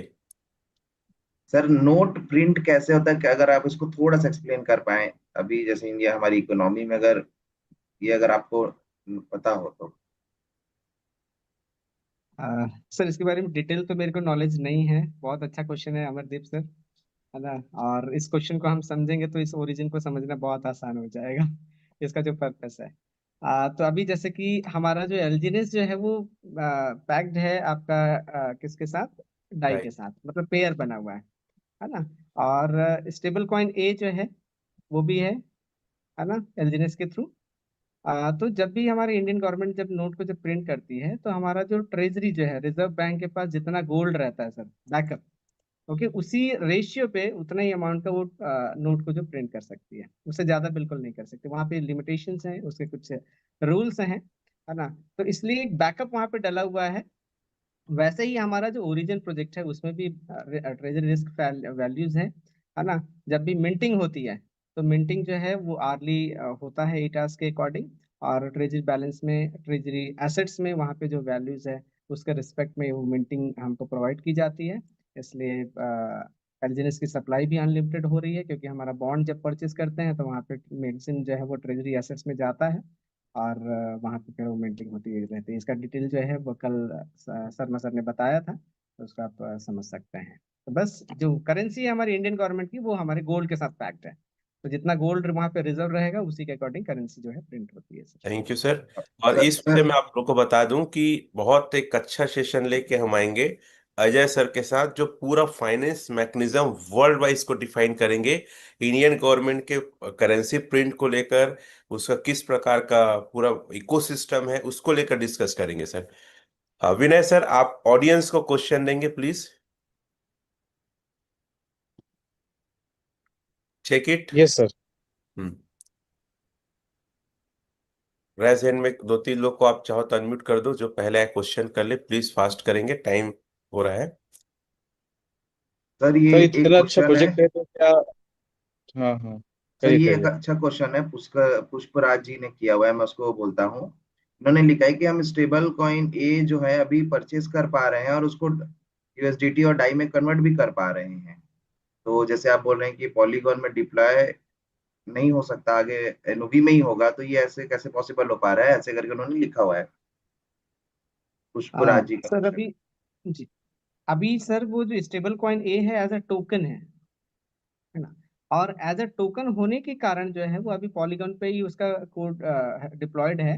लेकिन जब अनुबी जब लॉन्च होगा, है ना, अनुबी जब लॉन्च होगा तो उसको चेंज कर दिया जाएगा वहाँ पे। इसीलिए उसको हम क्वाइन बोलेंगे। अभी यहाँ पे ए टोकन है, टोकन के रूप में है। लेकिन जब वो खुद का उसका अनुबी ब्लॉकचेन आएगा तो वो फिर वो क्वाइन कहलाएगा sir. Okay, thank you so much sir.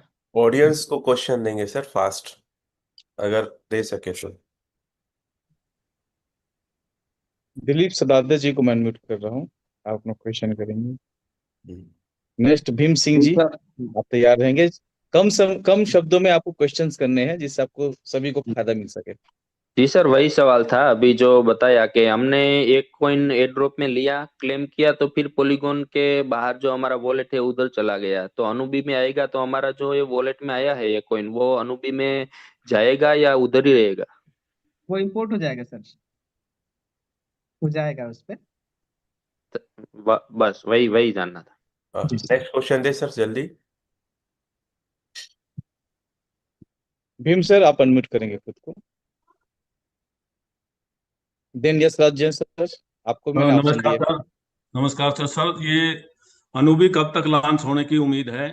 और दूसरा मेरा क्वेश्चन मतलब अनुरोध है, क्वेश्चन अनुरोध है कि आज की सेशन बहुत ही लाजवाब था। अगर इसकी रिकॉर्डिंग ग्रुप में डाल दी जाए तो सभी को बहुत ही ज्यादा ज्ञानवर्धन में मदद मिलेगी।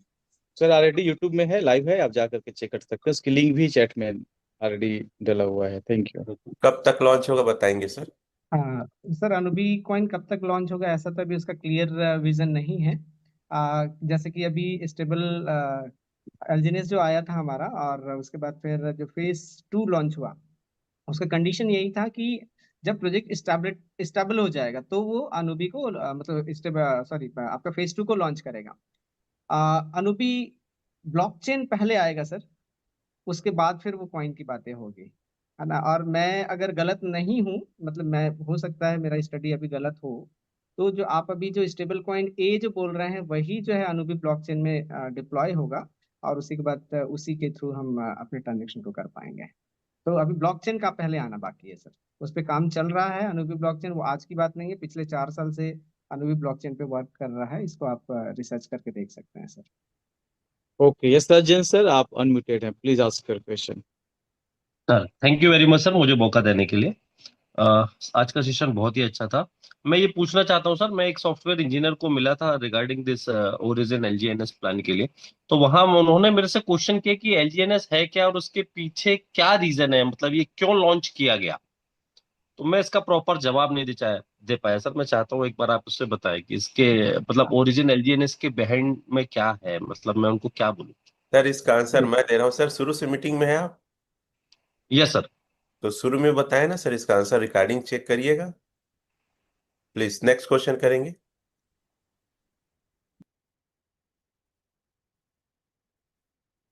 Amit sir, Amit Patna, railway expert.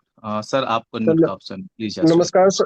नमस्कार सर, एक क्वेश्चन है सर मेरा, कि अगर इतना बढ़िया सर प्रोग्राम है और गारंटी भी कंपनी मतलब कंपनी ही देती है कि 8 महीना में आपका जो है मतलब जो 8 महीना तक कंपनी आपको पैसा दे सकती है ना, और 4 महीना में ही आपका पैसा मिल जाता है आपका, है ना। तो यहाँ पर सर हम किसी को गारंटी या चेक देके सर वहां पर क्यों नहीं दे सकते हैं सर? सर बहुत ही अच्छा क्वेश्चन है सर। जैसे ओरिजिन को डिजाइन किया गया, उसका मेन पर्पस है सर फ्रीडम। क्या ओके, धन्यवाद, मेन पर्पस शुक्रिया। है सर फ्रीडम और सिक्योरिटी। ओके, पूरी कॉपी वाली मतलब आपकी जो प्राइवेसी है उसको मेंटेन करना, दो चीजें बहुत ही महत्वपूर्ण है सर। सबसे पहला है फ्रीडम, और दूसरी आपकी प्राइवेसी, है ना। तो जब आप किसी की गारंटी लेंगे तो आपका फ्रीडम चला जाएगा और आपकी प्राइवेसी भी चली जाएगी सर। प्राइवेसी सामने वाले पर्सन का जाएगा, है ना, क्योंकि उसका वॉलेट जो है आप गारंटी लेंगे या हो सकता है अपने पास रखें, है ना। तो इस प्रकार की चीजें वहां पे आएंगी, क्योंकि ह्यूमन नेचर जो है वो डिफाइल हो चुका है, उनके अंदर लालच पाया जाता है, तो बहुत सारी बातें हो सकती हैं। तो इसलिए ओरिजिन प्रोजेक्ट ने अपने पर्पस में इस बात को रखा है कि हमको फ्रीडम प्रोवाइड कराना है और हमारी प्राइवेसी को मेंटेन करना है। तो इसलिए कभी भी जब भी आप किसी को ज्वाइन करवाएं तो मेरा ये सजेशन यही है कि किसी की गारंटी ना लें, आप उसको प्रोजेक्ट को आप बताएं, है ना। बाकी अगर वो पर्सन जो है वो सीख गया, मैं हमेशा एक उदाहरण को रखता हूँ सर, कि अगर आपको कार चलाना आएगा तो ट्रैफिक आप निकाल लेंगे, अगर नहीं आएगा तो आपका एक्सीडेंट होगा। बस वही चीज़ है, क्रिप्टो में भी वैसा ही है ना। अभी हमने हाल ही में इतने सारे प्रोजेक्ट को स्कैम होते हुए देखा, सारी बातें थी सर, लेकिन फिर भी वो स्कैम कर गया। तो इसलिए इंसान से गलतियां होती हैं, हम भी 100% एकदम श्योर या सही है ऐसा नहीं बोल सकते हैं। इन्वेस्ट करने का डिसीजन जो है पर्टिकुलर पर्सन का ही है, अगर वो रिस्क लेने के लिए तैयार हैं, सीखने के लिए तैयार हैं, क्योंकि जब हम सीखेंगे तो हम इसको समझ पाएंगे और हमको रिस्क नहीं लगेगा। तो आप कभी भी किसी की गारंटी ना लें, आप प्रोजेक्ट को जरूर बताएं, समझाएं, लेकिन जो पर्सनल जो डिसीजन है उनका ज्वाइनिंग का, उनका खुद का होना चाहिए सर। Thank you sir. हमारा टाइम काफी ओवर हो चुका है। मनोज सर, मैं सिर्फ एक क्वेश्चन करूंगा आखिरी में। जी सर। आप लोगों को ओरिजिन को लेकर, इसके फ्यूचर को लेकर आपका गुड मैसेज क्या है सर? आ,